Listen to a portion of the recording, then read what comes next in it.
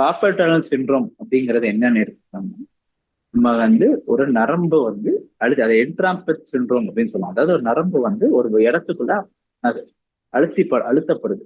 அழுத்தப்படும் போது அதனால வர நரம்பு பாதிப்புனால வர விளைவுகள் தான் கார்பல் டனல் சிண்ட்ரோம்னு சொல்லுவோம். இது எங்க நடக்கும் அப்படின்னா வந்து மணிக்கேட்ல நடக்கும். ரெண்டு பக்கமும் இருக்க மணிக்கேட்ல வந்து ஒரு நரம்பு மீடியன் நர்வ்னு சொல்லுவோம். கைக்கு வர உணர்ச்சிகளையோ இந்த 3 விரலுக்கு உணர்ச்சியோ அதோட அசைவுகளையும் கண்ட்ரோல் பண்றது அந்த நரம்பு தான். அந்த நரம்பு வந்து அழுத்தப்படும் போது, மணிக்கட்டுல அழுத்தப்படும் போது, அது டேமேஜ் ஆகும் போது வர பிரச்சனைகளை தான் வந்து கார்பல் டனல் சிண்ட்ரோம் அப்படின்னு சொல்லுவோம்.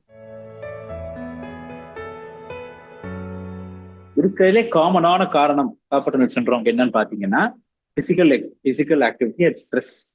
ஸோ சில பேர் வந்து நம்ம எஸ்பெஷலி நம்ம அந்த ஐடில வேலை பார்க்கறவங்களாம் பார்த்தீங்கன்னா லேப்டாப் வச்சு வேலை பார்த்துக்கிட்டே இருப்பாங்க.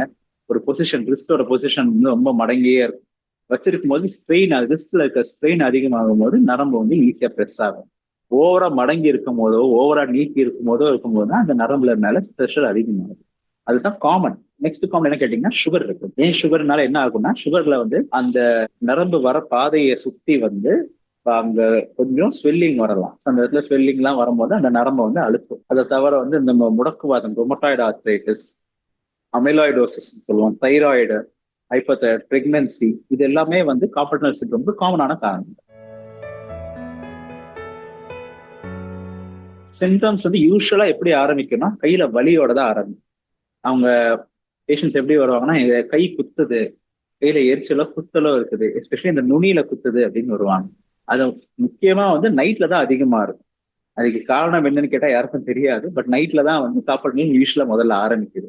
முதல்ல அந்த குத்தலோட ஆரம்பிச்சு போக போக வந்து என்ன ஆகும்னா அந்த குத்தல் வந்து வலியாவே இருக்க தொடர்ந்து வலியா இருக்கும். அப்பப்ப குத்துறது வந்து தொடர்ந்து வலியா மாறி அந்த வலி வந்து அதுக்கு அடுத்த நிலை என்னன்னு பாத்தீங்கன்னா மரத்து போக ஆரம்பிக்கும். முக்கியமா இந்த 3 விரல்கள், முதல் 3 விரல்ல இருக்க உணர்ச்சிகள் கம்மியாக ஆரம்பிக்கும்.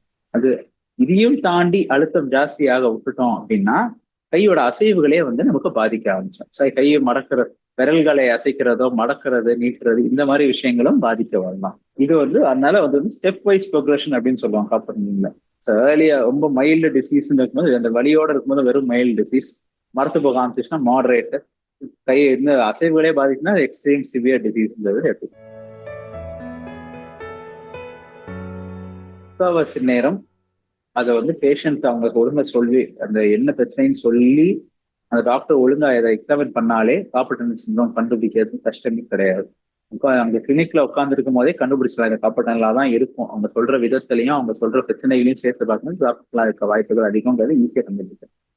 அதை மீறி வந்து டவுட் இருந்துச்சுன்னா இங்க தட்டி பார்த்தா சில பேருக்கு ஷாக் அடிக்கும் கையில, சிக்னல் சைன்னு சொல்லுவோம். அது இருந்ததுன்னா அந்த நரம்பு அழுத்துது அப்படிங்கிறது ரொம்ப ஸ்ட்ராங்கான ஒரு அறிகுறி.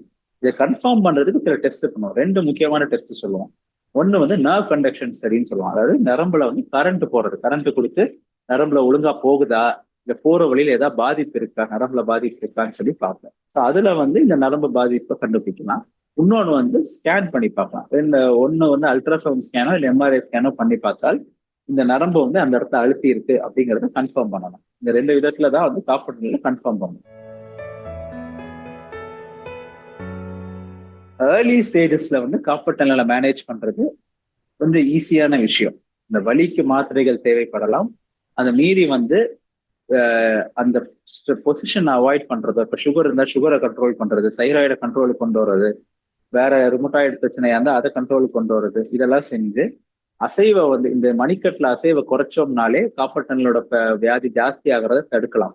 யூஸ்வலா பிரேஸ்ன்னு ஒண்ணு சொல்லுவோம். அந்த ஸ்பிளிண்ட் மாதிரி ஒன்று இருக்கும். அதாவது போட்டு விட்டோம்னா இந்த மணிக்கட்டை அசைக்க முடியாது, பட் விரல்களை நல்லா நீட்டி மடக்கலாம். பட் இந்த மணிக்கட்டு அசைவு மட்டும் ரெஸ்ட்ரிக்ட் பண்ணியிருக்கோம். அதை வச்சோம்னாலே நல்லா சிம்டம்ஸ் வந்து குறையறதுக்கு வாய்ப்புகள் இருக்கு. ஆனா இது ஏர்லி ஸ்டேஜஸ்ல. இப்ப மரத்து போறதெல்லாம் வர ஆரம்பிச்சிச்சு அப்படின்னா டேமேஜ் அதிகமாயிடுச்சுன்னு அர்த்தம். அப்ப வந்து வெறும் மாத்திரைகளால மரத்து போனதை சரி பண்ண முடியாது. அப்ப செய்ய வேண்டியது இதுக்கு அறுவை சிகிச்சை தான். ஸோ அறுவை சிகிச்சை ரொம்ப சின்ன சர்ஜரி ஒன்று பண்ணி இல்ல அந்த உள்ள அழுத்தத்தை வந்து எடுத்து விட்டுருவாங்க. இப்ப அதையும் மீறி நான் இன்வேசிவா சில ப்ரொசீஜர்ஸும் வந்துட்டு இருக்கு. ஹைட்ரோடிசெக்ஷன் அப்படிங்கிற ப்ரொசீஜர்ஸும் கொஞ்சம் இருக்கு. மறுபடியும் வரலாமா? அறுவை சிகிச்சைக்கு அப்புறம் மறுபடியும் வர வாய்ப்புகள் ரொம்ப கம்மி. ஏன்னா அந்த மேல அந்த அழுத்துற அந்த லிகமெண்ட் ஒண்ணு இருக்கு. அதாவது ஒரு மேல வந்து இந்த நரம்பு அழுத்துற லிகமெண்ட் இருக்கும், அதை எடுத்து விட்டுருவாங்க. ஸோ அதனால வந்து மறுபடியும் வர வாய்ப்புகள் வந்து ரொம்ப கம்மி. மாத்திரைகளை வெறும் எக்ஸசைஸ்லயே கண்ட்ரோல்ல வச்சிருக்கவங்க, அசைக்காம வச்சிருக்கவங்க திடீர்னு கொஞ்ச நாள் கழிச்சு திரும்பி அசைக்க ஆரம்பிச்சிட்டாங்கன்னா மறுபடியும் வர வாய்ப்புகள் உண்டு. உங்களுக்கு சுகர், தைராய்டு இந்த மாதிரி விஷயங்கள் இருந்ததுன்னா அதை கண்ட்ரோல்ல வச்சிருங்க, முக்கியமான விஷயம். ஏன்னா அதுல வந்து தாக்கத்துல வர வாய்ப்புகள் ஜாஸ்தி. அதே மாதிரி கம்ப்யூட்டர்ல ரொம்ப நேரம் வேலை பார்க்கறவங்களா இருந்தீங்கன்னா, டைப் பண்றவங்களா இருந்தா ஒழுங்கா வந்து டைப் பண்ணும்போது ரொம்ப கையை நீட்டி வைக்காம மணிக்கட்டை நியூட்ரல் பொசிஷன், அதாவது ஒரு சப்போர்ட் வச்சு சின்ன பில்லோவோ ஏதோ ஒன்று வச்சு சப்போர்ட்ல வச்சு டைப் பண்ணீங்கன்னா ரொம்ப அந்த மேல அழுத்தத்தை அவாய்ட் பண்ணலாம். நிறைய பேர் வந்து அந்த எக்ஸசைஸ் பண்றவங்களுக்கும் கொஞ்சம் பிரச்சனை, ஏன்னா கையை ஊனி ஊனி எதிர்ப்பாங்க. ஊனி எந்திரிக்கும் போது மணிக்கட்டை நல்லாவே ஸ்ட்ரெச் ஆகும், அதுல ஸ்ட்ரெயின் அதிகமாகும் போதும் அழுத்தம் ஜாஸ்தியாகும்.